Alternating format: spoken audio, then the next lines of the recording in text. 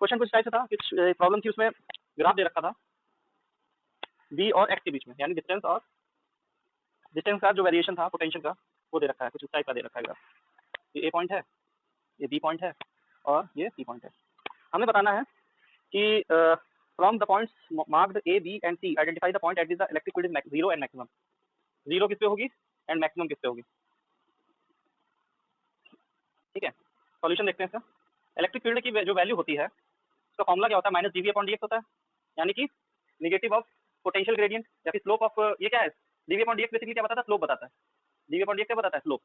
अब मुझे इधर इधर जरा बताना, ए पॉइंट के बाद लाइन कैसी जा रही है, सीधी जा रही है, इसका मतलब क्या हुआ, एट ए, एट पोटेंशियल कांस्टेंट है, इसका मतलब है ए के बाद क्या जा रहा है, यानी d we upon D x क्या हो जाएगा, जीरो हो जाएगा भाई। देखो ए पॉइंट के बाद कैसा जा रहा है, पोटेंशियल कांस्टेंट ही तो है, तो D we upon D X change ही नहीं हो रहा है, अभी कहाँ चेंज हो रहा है बताओ, एक्स के साथ कांस्टेंट है, that mean d we upon D x equal to zero होगा कि नहीं होगा ये पॉइंट पे। अच्छा यानी इलेक्ट्रिक फील्ड भी जीरो होनी चाहिए। जब d we upon D x equal to zero है, यहाँ पे जीरो वैल्यू रखो, तो इलेक्ट्रिक फील्ड क्या हो जाएगी, E is equal to zero A पे, यानी कि पहला वाला आंसर मिल ही गया हमें। अब बी पे देख लेते हैं, यानी फर्स्ट वाला आंसर ही होगा। इक्वी पोटेंशियल सरफेस का, भाई देखो इक्वी पोटेंशियल, इसमें जब ग्राफ होता है ना तो ग्राफ का थोड़ा हिसाब अलग हो जाता है। इक्वी पोटेंशियल में सरफेसेज ऐसी होंगी कि वो पर्टिकुलर या फिर उनके उस पर्टिकुलर सरफेस पे क्या हो, पोटेंशियल सेम हो। यहाँ पे ग्राफ जो है, यहाँ पे ग्राफिकल फॉर्म है ना, सरफेस की फॉर्म में थोड़ी दे रखा है। अब बी का क्या है, बी के बाद पोटेंशियल देखो घट रहा है, एक्स के साथ घट रहा है, तो यहाँ पे इक्वी पोटेंशियल सरफेस वाला नहीं कॉन्सेप्ट है। अब बी वाला भी देखते हैं, एट बी। अब बी पे देखो जरा, बी पे कैसी स्लोप है, नीचे की तरफ है, देखो लाइन कैसे जा रही है, घट रहा है ना पोटेंशियल। बी के बाद कैसे हो रहा है, पोटेंशियल घट रहा है एक्स के साथ, बताओ बी के बाद कैसे हो रहा है, यानी d we upon D x जो है वो लेस देन जीरो होगा, यानी निगेटिव होगा। जब सीधे स्लोप देखो, स्लोप क्या होता है, उसकी जो चेंज है वो किस तरफ है, नीचे की, अगर ऊपर जा रहा होता पॉजिटिव स्लोप होती है, नीचे की तरफ जा रहा है तो कैसी स्लोप है, निगेटिव स्लोप है। अच्छा इलेक्ट्रिक फील्ड की वैल्यू क्या होगी बताओ, यहाँ पे माइनस पहले से लगा हुआ है और ये चीज माइनस है, तो माइनस मल्टीप्लाई माइनस क्या हो जाएगा, प्लस हो जाएगा, पॉजिटिव स्लोप आ जाएगी जो भी होगी। इलेक्ट्रिक फील्ड की वैल्यू क्या होगी, पॉजिटिव होगी। ये माइनस है और ये पहले से माइनस लगा हुआ है साइन, तो माइनस मल्टीप्लाई माइनस क्या होगा, पॉजिटिव।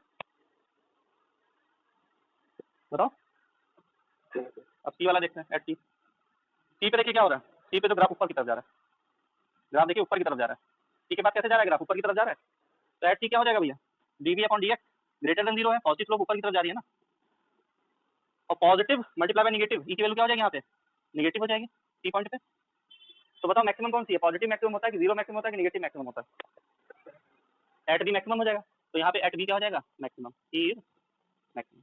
समझ गया, आसान सा क्वेश्चन था। सी पे सबसे मिनिमम किस पे होगी, सी पे होगी, क्योंकि इलेक्ट्रिक फील्ड की डायरेक्शन क्या होती है, in the direction of decreasing potential. यहाँ पे पोटेंशियल अगर बढ़ रहा होगा, यहाँ पे सॉरी, अगर पोटेंशियल घट रहा होगा तो इलेक्ट्रिक फील्ड बढ़ रही होगी, अगर पोटेंशियल घट रहा होगा, देखो यहाँ पे पोटेंशियल बढ़ रहा है तो इलेक्ट्रिक फील्ड क्या हो रही है, घट रही होगी, निगेटिव की तरफ जा रही है, अपोजिट डायरेक्शन में जा रही होगी। समझ गया, लिख लो इसको।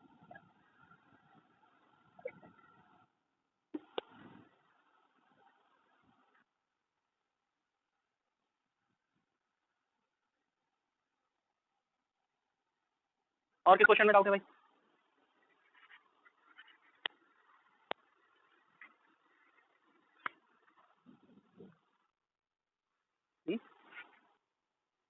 तीन चार पांच क्वेश्चन भेजे थे, तीन क्वेश्चन है, चार।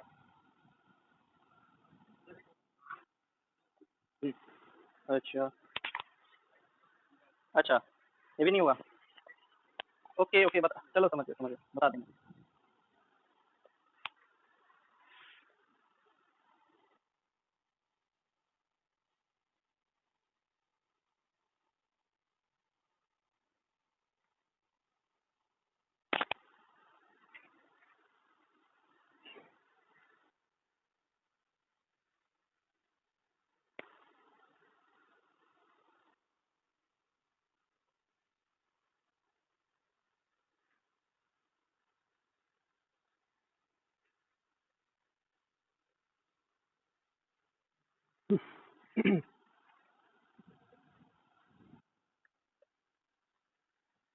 हो गया भाई नोट, चलो प्रॉब्लम नंबर 11 जो मैंने सेंड की थी वो बताता हूँ।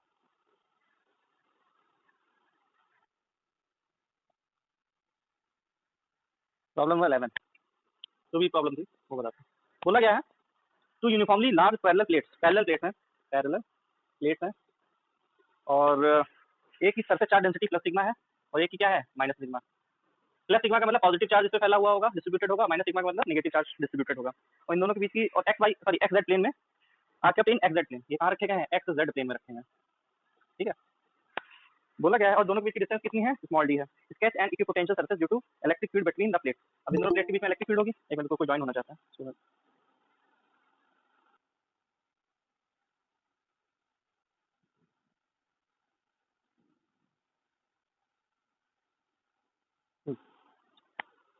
एक्स प्लेन में अच्छा बोला गया sketch and equipotential surface due to electric field between the plate. अब इन दोनों प्लेट के बीच में वाई प्लस और माइनस है तो बीच में कुछ इलेक्ट्रिक फील्ड भी होगी, चार्जेस हैं तो बीच में इलेक्ट्रिक फील्ड भी होगी। तो इस electric field between the plate if a particle of mass m and charge minus q remains in stationary between the plate. चलो ठीक है, तो सबसे पहले तो प्लेन ही बना लेते हैं x y z. This is x, मान लेते हैं एक्स है, ये वाई है, दिस इज जेड। ठीक है, ये एक्स प्लेन है, ये वाई प्लेन है, सॉरी वाई प्लेन है, ये जेड प्लेन है, ये ओरिजिन है। ठीक है, अब देखो ये पहले प्लेट कहाँ रखी हुई है, एक्स जेड प्लेन में। एक्स जेड प्लेन का मतलब जमीन, जैसे ये z z to y, actually z to y तरफ आ रहा है। ठीक है, ऐसे वाई ऊपर की तरफ जा रहा है, एक्स इस तरफ आ रहा है और ये जो पेन आ रहा है तुम्हारी तरफ आ रहा है, ये जेड प्लेन है। तो एक्स जेड प्लेन क्या हुआ, ये वाला ऐसे रखा हुआ है प्लेट। प्लेट कैसे रखी हुई होंगी, ऐसे। अगर एक्स वाई प्लेन में बात करता तो ऐसे रखी होती प्लेन प्लेट्स। ठीक है, अगर तुमसे बोलता वाई जेड प्लेन में तो इधर प्लेट रखी होती, समझे। तो हमने क्या बोला, एक्स जेड प्लेन, तो एक्स जेड प्लेन क्या हुआ, यही तो हुआ, ये एक्स जेड प्लेन है। प्लेट कैसे रखी होंगी, ऐसे रखी होंगी। बताइए, बात समझ में आएगी नहीं। एक्स जेड प्लेन को विजुलाइज कर पा रहे हो कि नहीं। तो एक प्लेट हम ऐसे ले लेते हैं, प्लस क्यू वाली, प्लस सिग्मा वाली प्लेट प्लेट ऐसे ले लेते हैं, और दूसरी प्लेट पैरेलल है ना, दोनों एक दूसरे से पैरेलल प्लेट्स हैं। दूसरी प्लेट ये प्लस सिग्मा वाली है, दूसरी प्लेट जो है वो माइनस सिग्मा वाली है। तो एक्स जेड प्लेन में रखी हुई भाई, जैसे इन्होंने बोला वैसे हम कर दे रहे हैं। अभी फाइनल की पोटेंशियल सरफेस नहीं बनी है, थोड़ा नीचे बनाते हैं। ठीक है, ये माइनस सिग्मा, दोनों के बीच डिस्टेंस कितनी है, डी। अब बोला गया है कि हमें एक इक्विपोटेंशियल सरफेस ड्रॉ करनी है, surface due to electric field between the plate if the particle of mass m and charge minus q। और इसके बीच में क्या है, माइनस q कोई चार्ज रखा हुआ है।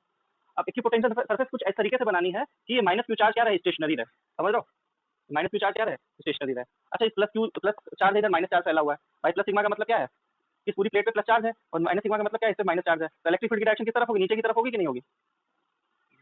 पॉजिटिव से नेगेटिव होती है ना, तो इलेक्ट्रिक फील्ड की डायरेक्शन किस तरफ है, नीचे की तरफ। ठीक है, अब एक बात बताओ, ये माइनस चार्ज कुछ फोर्स एक्सपीरियंस करेगा इस इलेक्ट्रिक फील्ड की वजह से। माइनस चार्ज बीच में रखा हुआ है, इलेक्ट्रिक फील्ड ये है, तो कुछ फोर्स एक्सपीरियंस करेगा माइनस क्यू चार्ज की नहीं। बताओ, ये फोर्स कितनी होगी, क्यू मल्टीप्लाई बाई, और इस फोर्स की डायरेक्शन किस तरफ होगी, माइनस क्यू होगा, तो फोर्स की डायरेक्शन नीचे की तरफ होगी ना। ना ना ना, माइनस है ना, तो ऊपर तरफ जाएगा ना, अपवर्ड जाएगा ना। इलेक्ट्रिक ये जो फोर्स लगेगी वो अपवर्ड लगेगी, हाँ कि ना। भाई माइनस क्यू चार्ज है यार, प्लस चार्ज को खींचेगा और माइनस वाला धक्का देगा। माइनस वाली प्लेट इसको ऊपर की तरफ रिपल्शन कर रही होगी, प्लस वाली इसको खींच रही होगी, तो ऊपर ही तो जाएगा। लेकिन इलेक्ट्रिक फील्ड की वैल्यू क्या होगी, नीचे की तरफ होगी। और मैं ये बात मैं पहले बता चुका, माइनस चार्ज पे जो फोर्स लगती है अगेंस्ट इलेक्ट्रिक फील्ड लगती है, और प्लस चार्ज अगर यहाँ पर रखा होता तो towards along the direction of electric field force लग रही होती। ठीक है, तो इससे फोर्स कैसी लग रही है, इलेक्ट्रोस्टैटिक ऊपर की तरफ। और इसका वेट भाई बोला गया, इसका मास भी m है, तो मास की वजह से वेट भी होगा, इसका तो mg डाउनवर्ड लग रहा होगा। तो जब ये QE बराबर mg हो जाएगा तो क्या हो जाएगा, ये तभी तो बैलेंस रहेगा कि नहीं रहेगा। स्टेशनरी बोला है ना, कि बीच में स्टेशनरी रखना है इसको। ये बात समझ में आएगी नहीं। QE must be equal to mg in order to make this charge stationary within these plates. इन दोनों प्लेट के बीच में चार्ज रखा हुआ है, तो स्टेशनरी रखना है मुझे। तो ये वाली जो इलेक्ट्रोस्टैटिक फोर्स ऊपर की तरफ जो लग रही है और ये डाउनवर्ड की तरफ लग रही है, बराबर होनी चाहिए, तभी तो ये स्टेशनरी रहेगा। अच्छा, अब मुझे इक्विपोटेंशियल सरफेस ड्रॉ करनी है, तो मुझे बताइए इक्विपोटेंशियल सरफेस और इलेक्ट्रिक फील्ड आपस में क्या रिलेशन होता है। जो इलेक्ट्रिक फील्ड होती है वो इक्विपोटेंशियल सरफेस से किस डायरेक्शन में, परपेंडिकुलर। थोड़ा इस प्लेट को सही बना लेना, थोड़ा बड़ा बना लेते। तो यानी कि अब देखो ये इलेक्ट्रिक फील्ड जो है, इस प्लेट ऐसे है, देखो प्लेट कुछ ऐसे है, ठीक, और इलेक्ट्रिक फील्ड नीचे की तरफ आ रही है। तो यानी कि ये इलेक्ट्रिक फील्ड परपेंडिकुलर ही तो है इन प्लेट्स के। तो एक और मैं इक्विपोटेंशियल सरफेस अगर बनाना चाहता हूँ और मुझे कंडीशन पता है इलेक्ट्रिक फील्ड परपेंडिकुलर ही रखनी है, तो एक और ऐसी सरफेस बनानी पड़ेगी कि नहीं मुझे। हाँ, ऐसे तो बना नहीं सकता, वरना तो कहानी बदल जाएगी।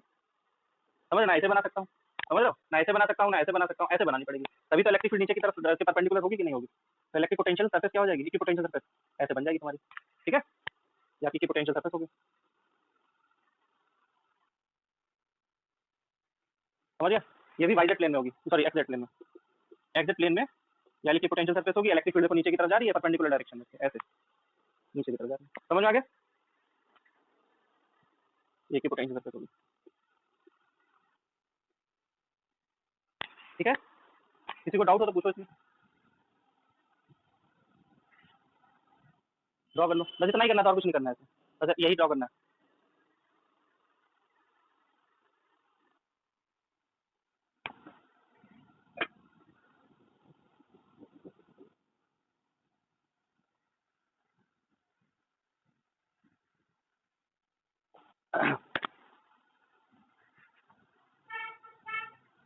और कोई किस क्वेश्चन में डाउट है भाई?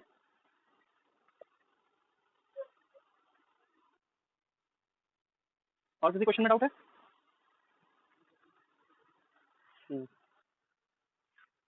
प्रॉब्लम 37। अच्छा अच्छा अच्छा अच्छा, आंसर बताओ पहले। हाँ हाँ। क्या? 2QZ²? ना ना, ऊपर Z² है। ना ना, ऊपर नहीं होगा Z²। Z ऊपर नहीं आएगा भाई। Z सर, हाँ बता दी तो, नोट कर लिया सबने? चलो एक क्वेश्चन और दिया था, उसको भी देख लेते हैं। 2 point charges plus Q and minus Q R located at 0, minus है, यानी कि जेड एक्सिस पे लाई कर रहे हैं। दूसरा भी चार्ज माइनस क्यू कहाँ लाई कर रहा है? जेड एक्सिस पे लाई कर रहा है, पॉजिटिव जेड एक्सिस पे। तो मान लेते हैं जेड एक्सिस है, ये एक्स एक्सिस बना लो या फिर वाई एक्सिस बना लो। ये आपका क्या है? एक्स एक्सिस, ये एक्स वाई जेड। वो मैं अपनी कन्वीनियंस के हिसाब से ले सकता हूँ, ठीक है? एक्स इधर भी ले सकते हो, वाई इधर ले सकते हो, ठीक है? ये पॉजिटिव जेड एक्सिस है, नीचे वाला क्या हो जाएगा? Negative Z axis. ठीक, बोला गया है एक पॉजिटिव एक निगेटिव चार्ज है, ये ओरिजिन है। एक निगेटिव चार्ज जो रखा हुआ है माइनस क्यू, वो उसका जो कोऑर्डिनेट है 0,0, ए है, ठीक है? ये मतलब पॉजिटिव एक्सिस। और दूसरा जो है चार्ज प्लस क्यू, उसके जो कोऑर्डिनेट है 0,0 प्लस है, सॉरी माइनस है, नीचे की तरफ, यानी ये दूरी बराबर ये दूरी है, ठीक? फिर उसने बोला है, ये फर्स्ट पार्ट शुरू हो जाता है इनका कि find the electrostatic potential at 0,0, तो एक हमें इलेक्ट्रोस्टैटिक पोटेंशियल बताना है किसी पर्टिकुलर पॉइंट पे, पी मान लेते हैं कोई पॉइंट, इसका कोऑर्डिनेट दे रखा है 0,0, ठीक? और जेड की वैल्यू जो है वो बड़ी होगी ए से, ये बात भी याद रखनी है, ठीक है? ये कम नहीं है, ये बड़ी है वैल्यू, ये मान के किया गया है, दे नहीं रखा, मान के करना है हमें, ठीक है? कम रखी है ना तुमने। फाइंड इलेक्ट्रोस्टैटिक पोटेंशियल एट 0,0, अगर कम रखी है तो भी गलत नहीं है तुम्हारा, अगर तुमने यहाँ पे ले रखा है तो उस हिसाब से करो। यहाँ पे लेने में पता है समस्या क्या है? समस्या क्या है कि हो जाएगा, ऐसे भी हो जाएगा, दिस इज ए, तो वाली डिस्टेंस कितनी हो जाएगी? वाली डिस्टेंस कितनी हो जाएगी? ए माइनस जेड हो जाएगी, वो भी सही है कॉन्सेप्ट। मैं मान के कर रहा हूँ जेड की वैल्यू मैंने ए से ज़्यादा मान लिया, ऊपर मान लिया, ठीक है? तो अब पहले भी इस पर्टिकुलर पी पॉइंट की लोकेशन में पता कर रहा हूँ पोटेंशियल, बताओ कितना होगा? इस चार्ज की वजह से और इस चार्ज की वजह से इस पी पॉइंट पे हमें पोटेंशियल पता कर लेना है। तो d to minus q charge पहले कर लेते हैं, दोनों का सम होगा कि नहीं होगा पी पॉइंट पे? तो नेट पोटेंशियल डायरेक्ट लिख रहा हूँ, क्या होता है formula? 1/4πε0 charges, charges minus Q की दूरी कितनी है? पहले इस पर्टिकुलर चार्ज की दूरी कितनी है? जेड माइनस है भाई, ये दूरी कितनी हो जाएगी? पूरी जेड है, this is A, this is Z minus A हो जाएगी, ठीक है? प्लस क्यू अपॉन ये दूरी बताओ भैया, ये ए है और ये जेड है, तो जेड प्लस ए हो जाएगी कि नहीं? बस इसको सॉल्व कर लो यार, आ जाएगा आंसर जो भी आ रहा हो। तो देखते हैं, चलो 1/4πε0 माइनस क्यू, ये जेड प्लस ए, जेड माइनस ए क्या हो जाएगा? Z square minus A square हो जाएगा। क्यू कॉमन ले लो, चलो क्यू बाहर ले लो, तो माइनस इधर रहेगा और इधर जेड प्लस ए हो जाएगा, ठीक है? जब एलसीएम लोगे, प्लस इधर आपका जेड माइनस है, तो Q upon 4πε0, this is minus Z minus A plus Z minus A upon Z square minus A square, ये कैंसिल, जेड कैंसिल आउट हो जाएगा, बचेगा क्या? Minus 2QA upon 4πε0 Z square minus A square, ठीक है ना? और 2QA किसके बराबर हो जाएगा बताओ? बताओ बताओ, पी के बराबर। देखो 2A ये क्या, ये डाइपोल की तरह ही तो बिहेव कर रहा है, देखो ये इलेक्ट्रिक डाइपोल ही तो है, minus Q plus Q dipole ही तो है। और 2A क्या हो जाएगा? डिस्टेंस ऑफ डाइपोल या फिर लेंथ ऑफ डाइपोल, ये ए प्लस ए 2A हो जाएगी कि नहीं? A plus A 2A, this is length of dipole and multiply by either charge, तो ये क्या हो जाएगा? Minus P dipole moment upon 4πε0 Z square minus A square. ये तो बात हो गई इस पर्टिकुलर पॉइंट पे। हाँ, तो उस हिसाब से आंसर आ जाएगा, मेन कॉन्सेप्ट पकड़ो, समझ गए ना कैसे करना? हम्म, हाँ हाँ हाँ हाँ, बिल्कुल आएगा यार, मैं गलत थोड़ी कह रहा हूँ, तुमने कम ले लिया है तो उस हिसाब से आंसर आएगा, कॉन्सेप्ट तुम्हारा सही है बिल्कुल, तुम्हें पूरे नंबर मिलेंगे, उसकी टेंशन मत लेना। यहाँ आपको स्पेसिफाई तो कर नहीं रखा है कि पी जेड की वैल्यू ए से कम है कि ज़्यादा है, तो तुमने कम लेके कर दी, गलत थोड़ी ना, ठीक है? तो इसको नोट डाउन करो पहले, फिर सेकंड वाला पार्ट बताते हैं, x y comma zero.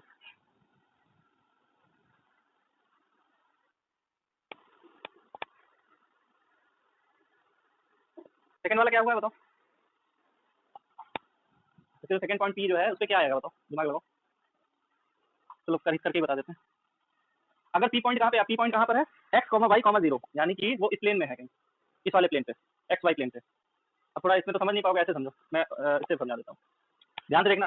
This is x, suppose this is x, this is y and this is z. अब पॉइंट कहाँ पर है, ऐसे देखो, दिस इज जेड, इसको एक्स मान लो, इसको वाई मान लो, ये जेड मान लो, तुम्हारी तरफ आ रहा है, ठीक है। पॉइंट यहाँ पर है कहीं एक्स कॉमा वाई, जो पी पॉइंट है कहाँ पर है, x comma y comma zero, यानी एक्स वाई प्लेन में है। एक्स वाई प्लेन कौन सा है, अगर ये एक्स है, ये वाई है, जेड है, तो एक्स वाई प्लेन ये वाला हुआ। अब ये जो पॉइंट है पी कहीं यहाँ पर होगा, ठीक है। अब इस पी पॉइंट की दूरी इस वाले पॉइंट से थोड़ा इमेजिन करना पड़ेगा। ये जो है हमारा, ये पॉजिटिव जेड है, ये नेगेटिव जेड है। ये जो पॉइंट है इसकी दूरी इस वाले पॉइंट से और इस वाले पॉइंट से सेम ही तो होगी। ये जो पी पॉइंट है एक्स वाई कॉमा जीरो, इसकी जो डिस्टेंस है इस वाले पॉइंट से और इस वाले पॉइंट से, कहीं यहाँ पे कहीं हवा में देखिए, थोड़ा इमेजिन करो, यहाँ पर है, तो इसकी दूरी ये माइनस, ये जो आपके पॉजिटिव, ये माइनस क्यू चार्ज क्या रखा है, पॉजिटिव डायरेक्शन रखा है, तो इसकी दूरी इससे और इससे सेम ही तो होगी। Plus Q charge minus q charge same होगी कि नहीं होगी? 3D है ना, ऐसे नहीं समझ सकते आप। जैसे यहाँ पे एक्स, ये अब ये एक्स एक्सिस हो गया, ये वाई एक्सिस, ये जेड एक्सिस हो गया, ठीक है। तो पीछे की तरफ क्या जा रहा है, माइनस जेड जा रहा है, ठीक। तो ये जो है इसका कोऑर्डिनेट क्या है, एक्स वाई है। ये जो पॉइंट है कि यहाँ पर लाई कर रहा है, ठीक। अब इमेजिन करना, ये जेड है ऐसे जा रहा है, तो इसमें तो मैंने ऐसे दिखा दिया है, पीछे की तरफ जा रहा है। अभी जो एक्स कॉमा वाई है पॉइंट, इसकी दूरी जो है, ये प्लस क्यू चार्ज यहाँ पर रखा हुआ है, ये माइनस क्यू चार्ज रखा हुआ है, वो जेड एक्सिस पे रखे हुए माइनस क्यू प्लस क्यू, इनसे दूरी पता करनी है। तो दूरी बराबर ही होगी कि नहीं, क्योंकि सिमेट्रिकल होंगे ना ये पॉइंट। ये जो एक्स कॉमा वाई है, ये पी से, सॉरी प्लस क्यू चार्ज से माइनस क्यू चार्ज से बराबर डिस्टेंस पे तो होगा। देखो इधर मतलब पीछे की साइड और इसकी साइड, अब ये आपका ओरिजिन है, तो ये इससे दूरी और इससे दूरी बराबर ही तो होगी, क्योंकि ये प्लस क्यू चार्ज जितना ओरिजिन से नीचे है उतना माइनस क्यू चार्ज ओरिजिन से ऊपर है, तो वो जो पर्टिकुलर पॉइंट होगा वो इससे बराबरी दूरी पे तो होगा, होगा कि नहीं होगा? थोड़ा अपना मैथ लगा के देखना, इसकी दूरी और इसकी दूरी बराबर होगी, देखना करके, बराबरी आएगी, करके देख लेना। और कितनी आएगी, under root X square plus Y square plus A square, ये करके देखना, ये दूरी आएगी। तो डिस्टेंस होगी इस पर्टिकुलर पॉइंट की, उससे minus q charge plus Q charge से इतनी आएगी, करके देखना इसको, ठीक है। थोड़ा 3D फिगर है, ऐसे नहीं समझ पाओगे, क्लियर है? अब जो डिस्टेंस बराबर है पर्टिकुलर पी पॉइंट की, और तो पोटेंशियल क्या हो जाएगा, जीरो हो जाएगा, नेट पोटेंशियल क्या हो जाएगा, डिस्टेंस ये होगी, करके देखना इसको, ना समझा फिर बताऊंगा मैं ये। चलो इसको ऐसे बता ही देता हूँ यार, ना कंफ्यूजन नहीं रहना चाहिए। ये नोट कर लिया हमने, चलो बताता हूँ डिस्टेंस कैसे बराबर होगी। 3D थोड़ा इमेजिनेशन तुम्हें करनी पड़ेगी। This is x, this is y and this is z. अब ये जेड पॉजिटिव लिया मैंने, जेड ये निगेटिव जेड लिया। अभी मैं एक्स वाई जेड की बात कर रहा हूँ, इसकी बात कर रहा हूँ, ये ओरिजिन है आपका, ठीक। यहाँ पे कोई एक्स वाई पॉइंट ले लिया, सपोज ये एक्स वाई पॉइंट है, ठीक।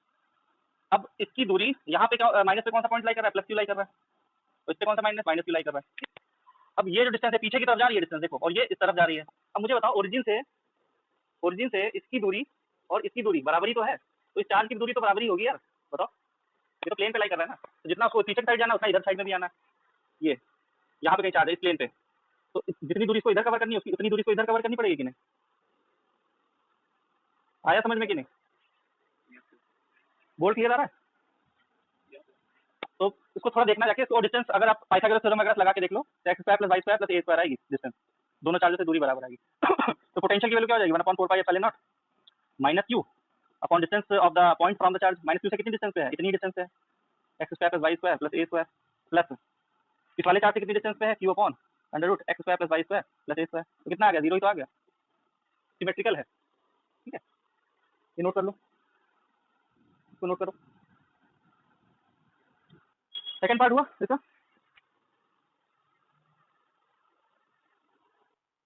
इसका सेकंड पार्ट हुआ, पहला पार्ट तो हो गया, सेकंड पार्ट हुआ इसका।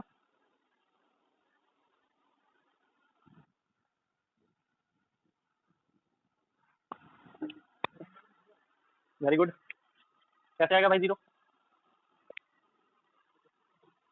बताओ, देखो बोला गया है, how much work is done in moving a small test charge from 5,0 to -7,0,0. अब ये बताओ, ये पॉइंट मान लेते हैं ए पॉइंट है, ये बी पॉइंट है, हमें बताना है एक टेस्ट चार्ज को यहाँ से यहाँ मूव करवाना है, इस पॉइंट से इस पॉइंट पे, और ये जो minus q charge plus Q charge already मौजूद है। ऐसे देखिए, ये एक्स एक्सिस दिखाया मैंने, ये माइनस एक्स एक्सिस है। एक पॉइंट कहाँ पर है, यहाँ पर है, ए मान लेते हैं 5,0,0 यहाँ पर है, और बी कहाँ पर है, इस वाले पे। बी पॉइंट का कोऑर्डिनेट है -7,0,0. मुझे पता करना है भैया कि यहाँ से यहाँ जो वर्क डन करवाना है तो उसकी वैल्यू क्या होगी, ये पता करना है हमें। तो बताओ क्या होगी? हिमांशु ने बोला जीरो होगी, हम पूछ रहे हैं क्यों होगी? बहुत बढ़िया, देखो यार, फिर ये उंगलियों का सारा मैं ले रहा हूँ। दिस इज एक्स एक्सिस, ऐसे मान लेते हैं, ये जेड एक्सिस है और ये निगेटिव जेड एक्सिस है पीछे की तरफ, ऐसे कर लेते हैं। जेड एक्सिस का ज़्यादा काम है, ऐसा करते हैं, कुछ भी मान लो यार। ये एक्स एक्सिस, ये वाई एक्सिस, ये जेड एक्सिस तो वहीं तरफ आ रहा है, वो पीछे की साइड निगेटिव जेड एक्सिस। इधर पॉजिटिव में माइनस क्यू चार्ज रखा हुआ है यहाँ पर, तो पीछे साइड क्या रखा हुआ है, पॉजिटिव क्यू चार्ज। अब एक्स एक्सिस पे पॉइंट है, एक पॉइंट एक्स एक्सिस पे, एक पॉइंट इधर है पॉजिटिव एक्स एक्सिस पे, एक पॉइंट नेगेटिव एक्स एक्सिस पे इधर साइड में है। अब मुझे एक बात बताओ, जेड एक्सिस और एक्स एक्सिस एक आपस में क्या होते हैं, परपेंडिकुलर होते हैं कि नहीं होते हैं? भाई ये जेड एक्सिस जो है और ये एक्स एक्सिस आपस में परपेंडिकुलर होगा कि नहीं? Z axis is perpendicular to x axis, तो तीनों आपस में म्यूचुअली परपेंडिकुलर होते हैं कि नहीं? हाँ कि ना? अब ए पॉइंट कहाँ लाई कर रहा है, जेड एक्सिस के परपेंडिकुलर। ए पॉइंट कहाँ लाई कर रहा है, जेड एक्सिस के परपेंडिकुलरली लाई कर रहा है कि नहीं? और परपेंडिकुलर लाइन पे क्या होता है, पोटेंशियल जीरो होता है, यानी वी ए की वैल्यू क्या हो जाएगी, जीरो हो जाएगी। हाँ कि ना? और ये भी परपेंडिकुलर, ये भी एक्स एक्सिस ही रिप्रेजेंट कर रहा है, क्योंकि देखो एक्स कोऑर्डिनेट नहीं है, बाकी वाई कोऑर्डिनेट क्या है, जीरो जीरो है। ये वाला कोऑर्डिनेट, इसका भी पोटेंशियल क्या हो जाएगा, जीरो हो जाएगा। परपेंडिकुलर एक्सिस पे क्या होता है, थीटा अगर 0 डिग्री हो, सॉरी 90 डिग्री हो, तो आपका पोटेंशियल वैल्यू जीरो हो जाती है, ठीक है। तो दोनों जब पोटेंशियल बराबर ही है, जीरो जीरो है, तो पोटेंशियल डिफरेंस भी जीरो हो जाएगा। दैट मीन्स आपका जो वर्क डन की वैल्यू है वो जीरो हो जाएगी। समझ गए? नोट करो।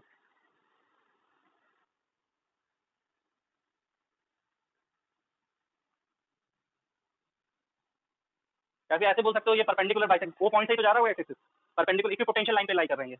दीज पॉइंट्स ऐसे लिख सकते हो, these points lie on equi, sorry equi potential बता रहा हूँ, equatorial line, equatorial line of dipole, ठीक है। ये अगर जेड एक्सिस पर परपेंडिकुलर नहीं लिखा जाता तो वर्क डन जीरो होता है, पोटेंशियल जीरो होगा तो वर्क डन जीरो हो जाएगा।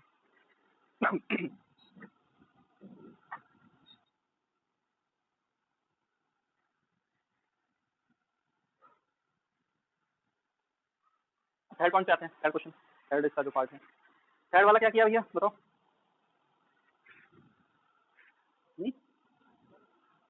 हाँ, बिल्कुल नहीं होगा यार, पता ऑलरेडी बता चुका हूँ, because it is electric field is conservative field, जो भी फील्ड होगी, और ये पाथ फॉलो पे डिपेंड नहीं करती है, ठीक है।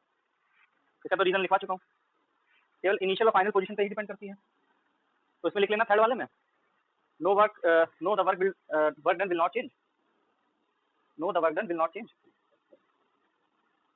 Because the work done against the field is path independent, work done against the field is path independent.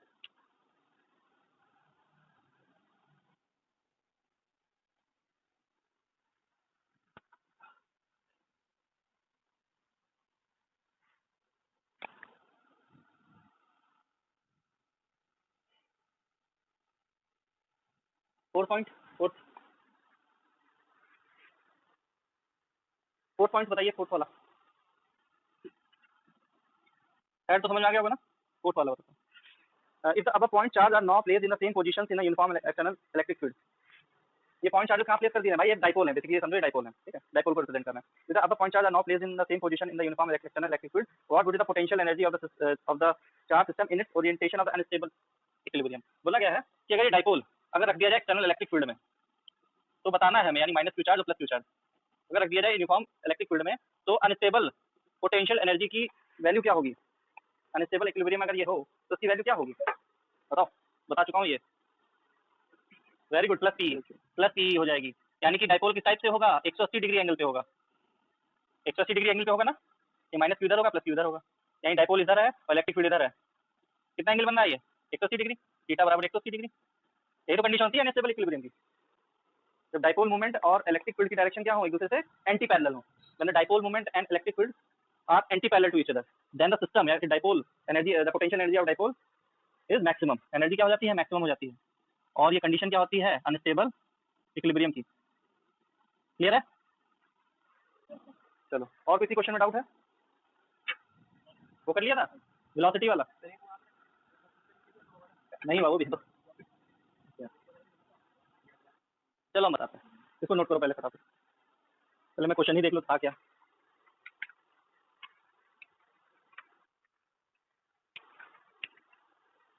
Potential,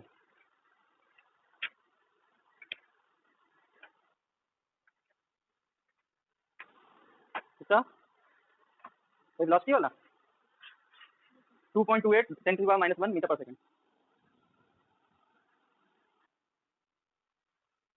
इसको रख कर दूं,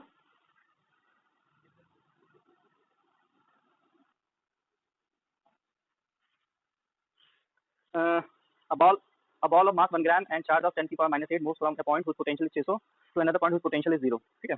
एक बॉल है ये बॉल मान लेते हैं, इससे जो चार्ज है वो 10⁻⁻8 कूलम का है और जो इसका मास है 1 ग्राम का है, m = 1 ग्राम।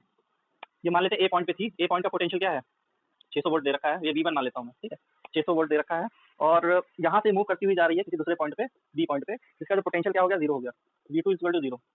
अब हमें बताना है कि भैया कि जो वेलोसिटी है बॉल की सेकंड पॉइंट पे वेलोसिटी दे रखी है, यानी कि देखो V2 ये पोटेंशियल है और ऐसे रखते हैं, तो कैपिटल V2 को रखते हैं पोटेंशियल, स्मॉल v2 को रखते हैं वेलोसिटी। सेकंड पॉइंट पे वेलोसिटी दे रखी है 20 सेंटीमीटर पर सेकंड, ठीक है। अब इसको मीटर पर सेकंड में कन्वर्ट कर लेते हैं पहले, 10⁻⁻2 मीटर पर सेकंड, ठीक। इस वाले पॉइंट पे पोटेंशियल क्या था 600 वोल्ट, इस पॉइंट पे वेलोसिटी हमें पता करनी है, इस पॉइंट पे वेलोसिटी कितनी रही होगी इस बॉल की, ठीक है। अब एक बात बताओ मुझे, 11th क्लास में तुम्हें मैंने वर्क एनर्जी थ्योरम पढ़ाया था, याद है? तो उसमें जो चेंज इन काइनेटिक एनर्जी जो होती है वही वर्क डन के बराबर होती है, work done equal to change in kinetic energy, क्यों भाई? चेंज इन काइनेटिक एनर्जी का मतलब यहाँ से यहाँ कितना चेंज हुआ है, यानी कि इनिशियल काइनेटिक एनर्जी माइनस, या फाइनल माइनस इनिशियल कर लो, कोई फर्क नहीं पड़ेगा। तो 1/2 mv1² माइनस हाफ mv2², मास थोड़ी चेंज होगा। और वर्क डन का फॉर्मूला क्या हो जाएगा, work done in terms of potential difference, Q v1 minus v2 कर लो पोटेंशियल डिफरेंस, ठीक है। यहाँ पे v2 माइनस v1 कर सकते हो, यहाँ पे v2 माइनस v1 कर सकते हो, उससे कोई फर्क नहीं पड़ेगा। चार्ज की वैल्यू भैया कितनी है 10⁻⁸ कूलम, v1 600 दे रखा है, v2 कितना होगा 0, हाफ m कितना 1 ग्राम है, तो 1 ग्राम को किलोग्राम में कन्वर्ट करो, 10⁻³ हो जाएगा, बाहर ले लिया मैंने। v1² हमें पता ही नहीं v1 कितना है, v1² हमें पता ही नहीं है, माइनस, या फिर ऐसे करते हैं तो कॉमन लेके चलते हैं, v1² माइनस v2² कितना दिया है 20 × 10⁻² का होल स्क्वायर, तो इसको सॉल्व कर लेना है, ठीक है। इसको तो सॉल्व कर लोगे, v1 की वैल्यू निकाल लेना है, यहाँ से v1 की जो वैल्यू आ रही है वो आ रही है 2.28 10⁻⁻1 मीटर पर सेकंड, या फिर 0.228 मीटर पर सेकंड। समझ गए कॉन्सेप्ट?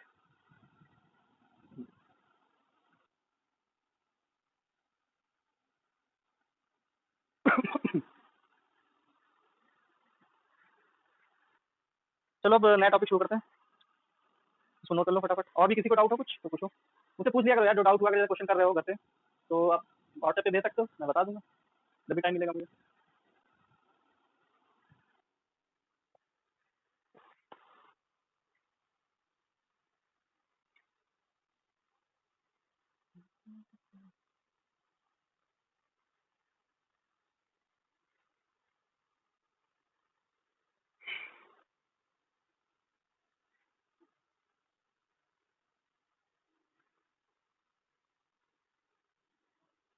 नोट हो गया?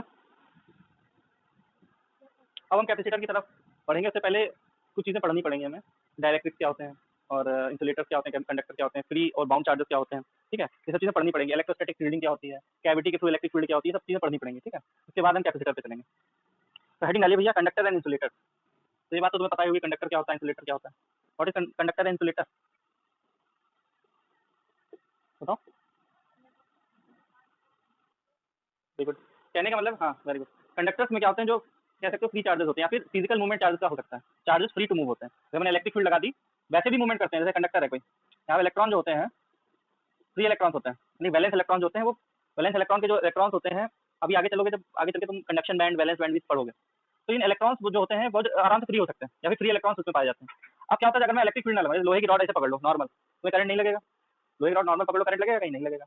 अगर मैं तो इलेक्ट्रिक फील्ड दे दूं, अभी मैं आगे चल के करंट इलेक्ट्रिसिटी पढ़ाऊंगा तो ड्रिफ्ट वेलोसिटी का कॉन्सेप्ट पढ़ाऊंगा, अभी नहीं बता रहा हूँ सब चीज़। मान लेते हैं यहाँ पे हमने लगा दी एक एक्सटर्नल फील्ड, इस कंडक्टर की बात कर रहा हूँ मैं।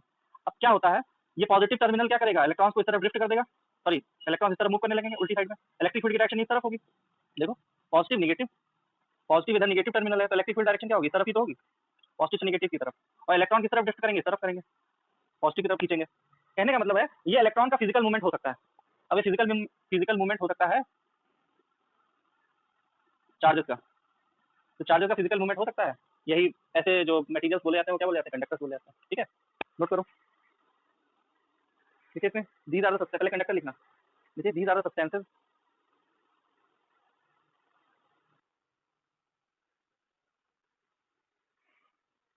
these are the substances which allows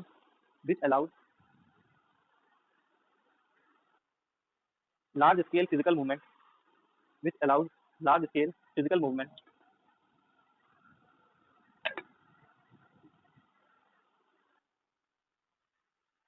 of electric charges through them when an external electric field is applied, when an external electric field is applied.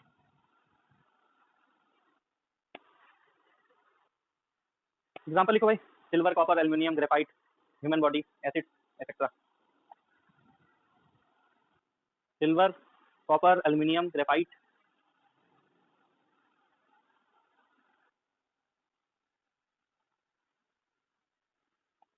Note हो गया. अब बात करते हैं इंसुलेटर्स की. इंसुलेटर्स क्या होते हैं? इसमें फिजिकल मूवमेंट ना हो चार्जेस का. ठीक है, देखो वही पूरी लैंग्वेज लिखना, विच डू नॉट अलाउ कर देना.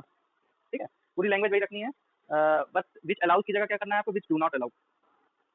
एग्जाम्पल क्या होते हैं? ग्लास हो गया, और तुम्हारा वुड हो गया, माइका हो गया, डिस्टिल्ड वाटर हो गया.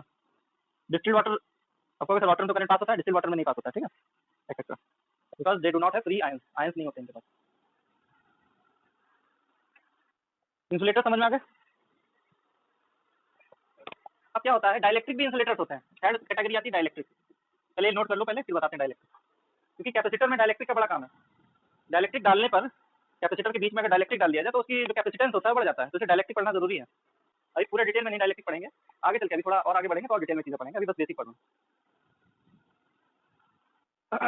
ये नोट हो गया भाई, insulators.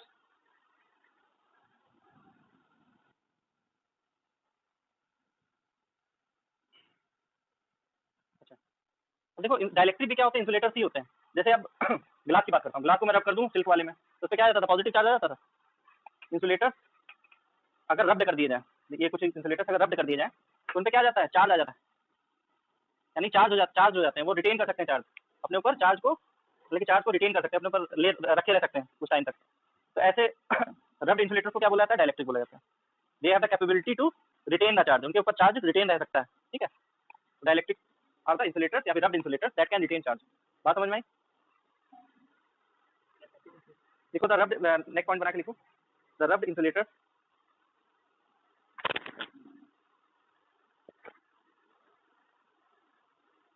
were able to retain charges. The rubbed insulators were able to retain charges placed on them.